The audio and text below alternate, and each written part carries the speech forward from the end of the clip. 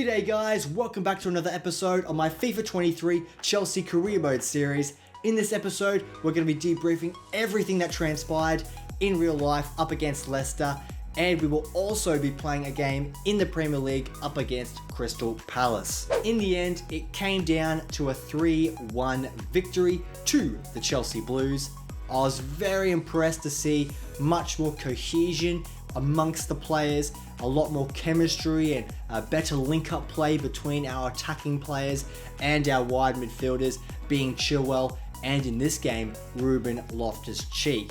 And I think Graham Potter has to be commended because he got his tactics spot on and his starting 11 was really quite strong, with the exception of Mudryk, which I'll come to a bit later on. I think this man really has to be commended because over the last couple months, there has been so much pressure on his shoulders. The media have been berating him constantly and really digging deep into his psyche in the press conferences and always questioning his ability, as well as when Todd Bowley going to sack him.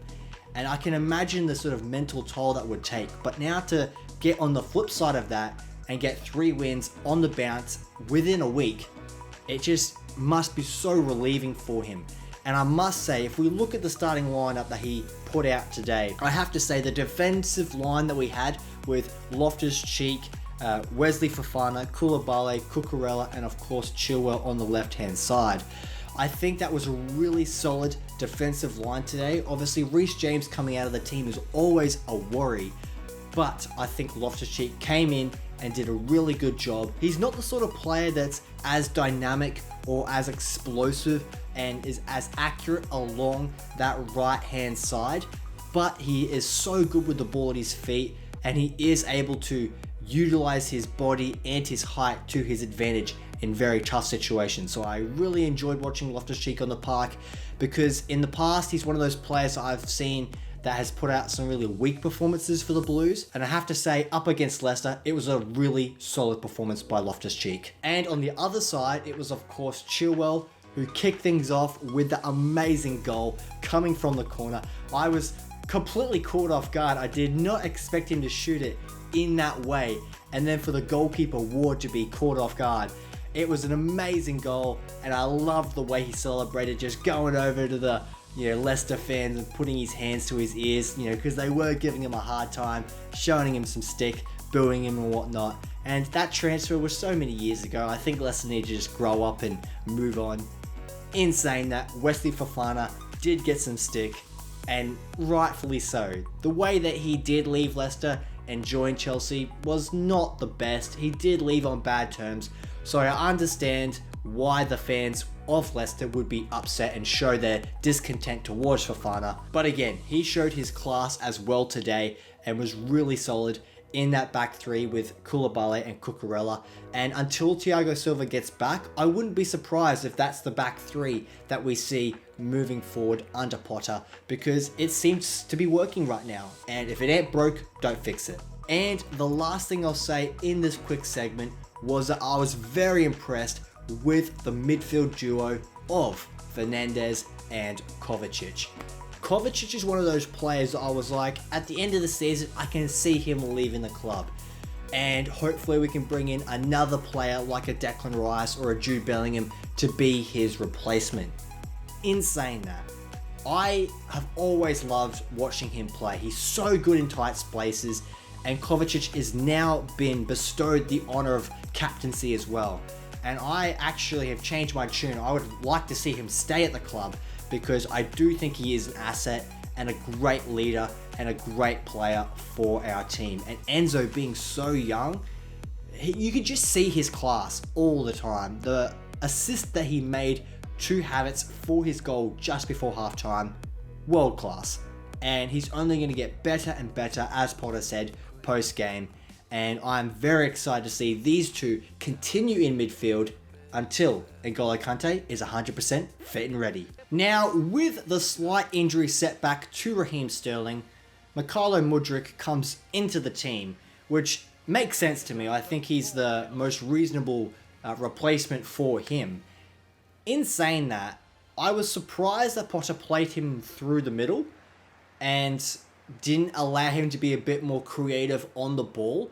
And I think Mudryk, obviously, he's come with not as much match fitness. He's coming from a league that is drastically lesser in standard compared to the Premier League. And it will take him time to adjust, but I think he looked really off the pace today. And the commentators said in the broadcast that he actually performed quite well when he was, running off towards the bench. And I humbly disagree. I think every time he got on the ball, he just looked a little bit clumsy. His first touch was never super accurate. And even though he did convert that goal that was called offside, very awkwardly embarrassing in front of the Leicester fans as well. I don't know. I just think Mudryk showed his best form today. When he came on against Liverpool, making his debut, I was so impressed. I thought, this guy, he's the real deal. I can't wait to see more of him. And ever since then, he's just looked a little bit indecisive, a little bit unsure of himself.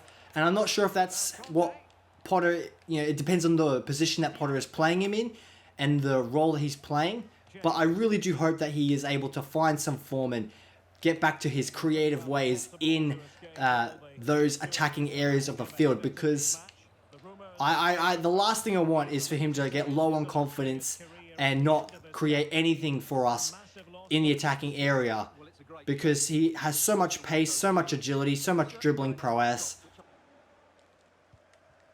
Good pass out to Mudryk here. Can we get an overlapping run with Chilwell? Gets it back into Mudryk. Who gets a shot on goal, but it can't bypass Gator there. And this wet, drizzly Selhurst Park, just like it was in real life against Leicester.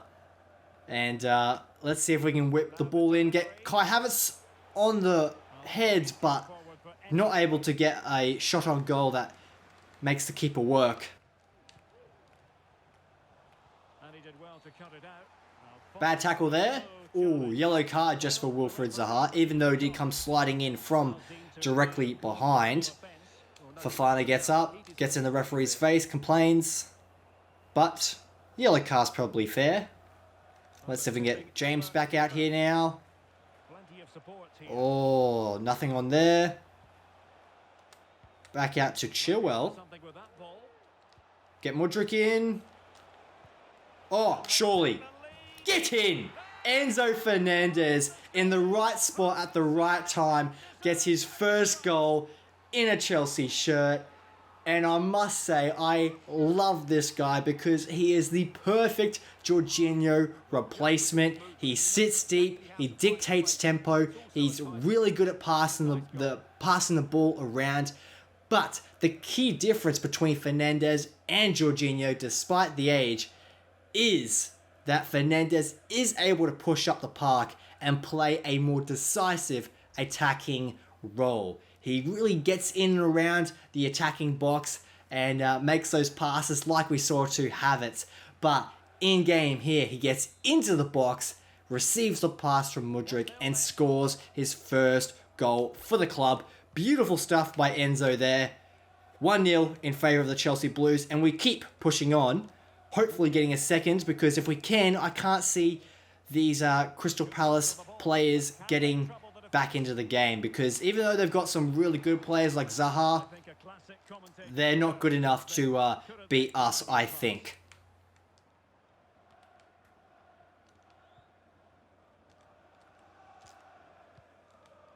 Oh, Mudryk just blocked off his run. And Klein is able to clear that. Got it back though. Get it out to James. Oh, he's beaten the defender. Oh, not able to get the pass back into the box.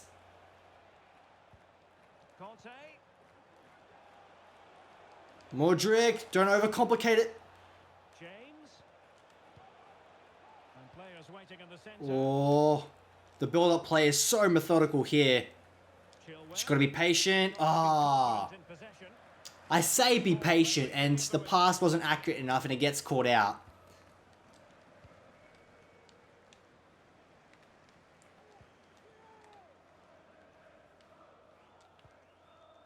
Mitchell. Good interception for Fafana. Well in. Great pass too. James, get there! Oh, he did so very well. Shot on his left foot, not on target though.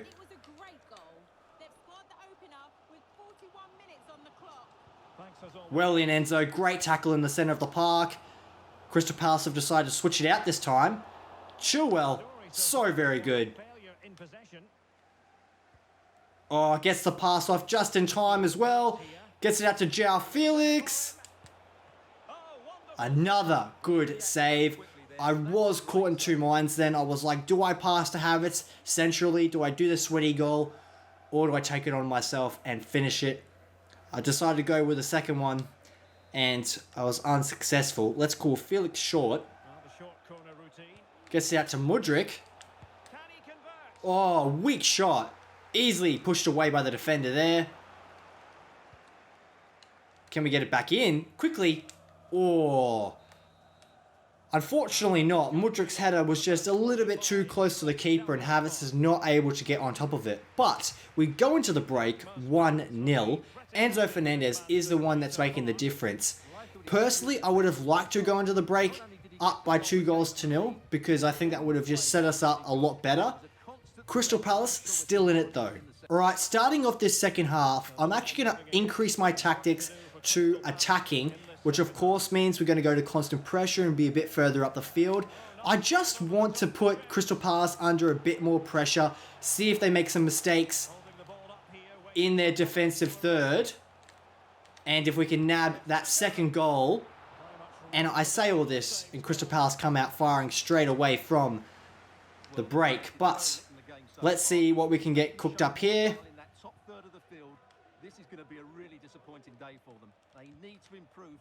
Oh, bad pass. Oh, bad touch by Anderson. Gives us a throw in here. João Felix. Crossing opportunity.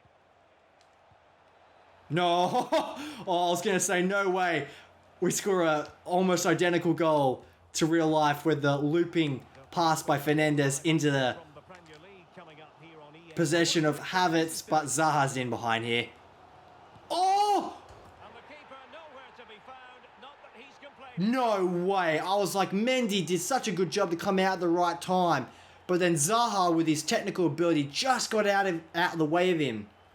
And Wesley Fofana failed miserably, coming in behind Mendy there to basically be that last line of defence. And he's not in the right spot. And the shot on goal, this will be a good angle for it here. How close was Fofana? Oh, he had to do better.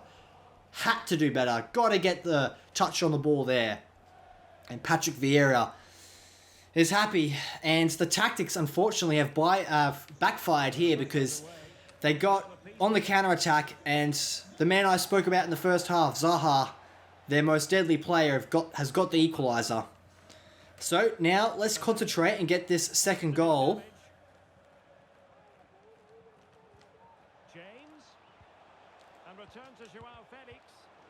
Mudryk, come on, man. Kante's not going to win that.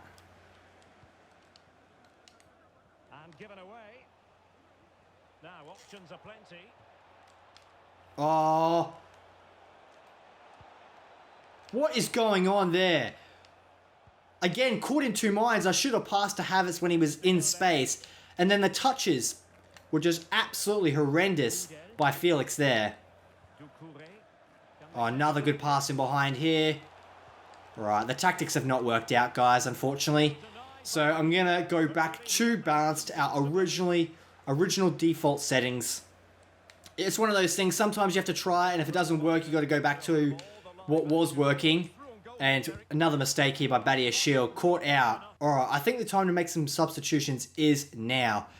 Because I can just feel the momentum slowly shifting back in Crystal Palace's favour. So Enzo, we're going to bring him off for Mason Mount. I think Madueke should come on for... Let's bring him on for Mudryk and then swap him over onto the right-hand side to take advantage of his left foot. And unfortunately, Reece James is looking very tired as well. So Aspilicueta is going to come into that position there. And I think that's all the changes I'm going to make as of right now. Havertz, I'm going to keep up top. Maybe Aubameyang might come on a little bit later. But let's just go with this for now.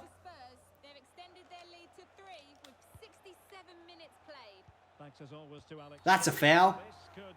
Another yellow. Oh, it's a red card. Wilfried Zaha, after getting the equaliser, makes another rash tackle, getting his second yellow card. And that is a huge call by the referee. That's massive for us. Now Crystal Palace go down to 10 men. Our substitutions come on, our fresh legs, and we must take advantage of this. And going short with it. Can we get a cross in here? Oh, not the most fluent of attacking plays, but Kai Havertz taking the corner. No, thank you. Let's give that to Mason Mount instead on his right foot and hopefully get a goal so that we can celebrate in front of those Chelsea fans. Oh, it doesn't go to anyone. Into the final 20 minutes. Can he find the right pass? Oh, so much space out here. Oh, it doesn't get to Felix though. Oh, huge missed opportunity there. Just over 15 minutes to play, and Crystal Palace still look deadly here. Well, they couldn't do anything with that particular cross. Great pass out here to Felix. Gets it into Havertz. Is a little bit tired, not able to make that run. Oh, what a shot. Alright, I'm definitely going to bring on Aubameyang now. I could just feel the fatigue in Havertz's legs. And Aubameyang, I think, can be the player to make those runs in behind and bypass this weakened Crystal Palace defense as they make substitutions as well. Here comes Aubameyang. Again, I'm going to get Mason Mount on the end of this. And hopefully we can get a head onto this here. Aubameyang not on that occasion. Oh. Oh. Geez, absolute floater of a shot. I wanted that to be hit with more pace, but unfortunately floats over the crossbar.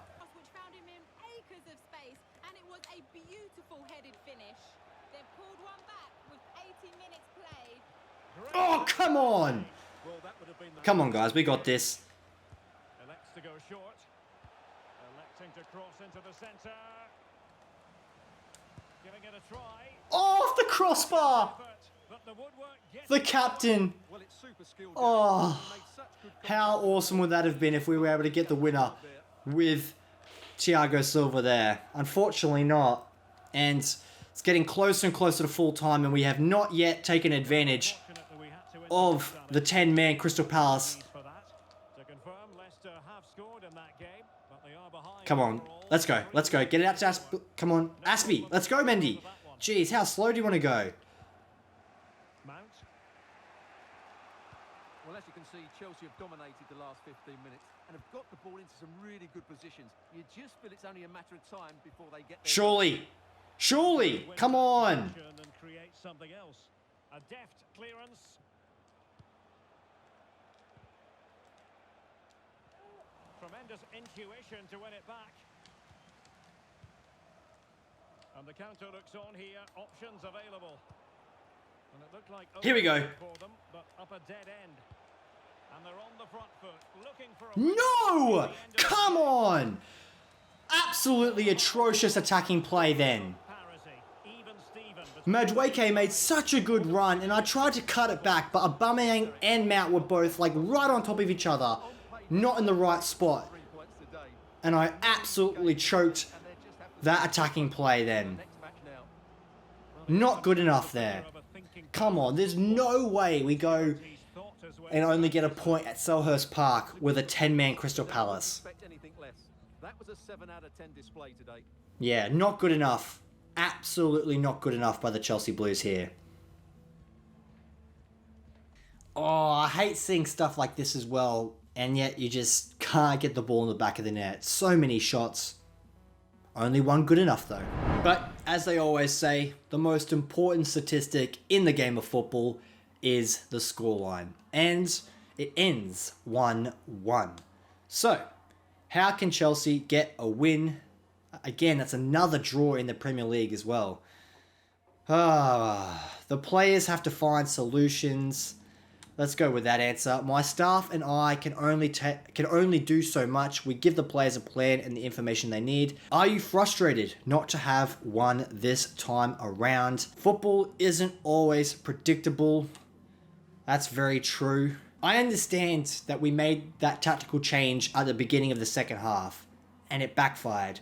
But still, after Zaha got sent off, we should have easily just rolled over like a steam train and got the job done. We should have taken our chances. It was a close game, but I think the stats will tell you we made enough chances to win.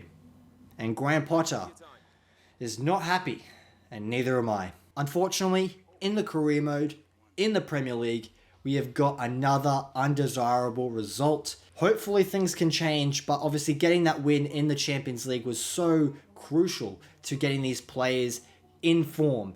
And I think most of the players are. We just got to be more decisive in front of goal. And players like Mudryk, who are coming in to replace the injured Raheem Sterling, need to step up and keep getting good performances so that we can get wins, which we so desperately require. In the end, Crystal Palace do indeed share the spoils with Chelsea. But if you enjoyed this video and of course loved the result that we got in real life against Leicester, go down and smash that like button. Of course, you're subscribed, notification button, all that good stuff. And I'll catch you in the next episode where we have a Carabao Cup final to look forward to. Thanks so much for watching. I'll catch you in the next episode. Come on, you Blues. Here at the bridge.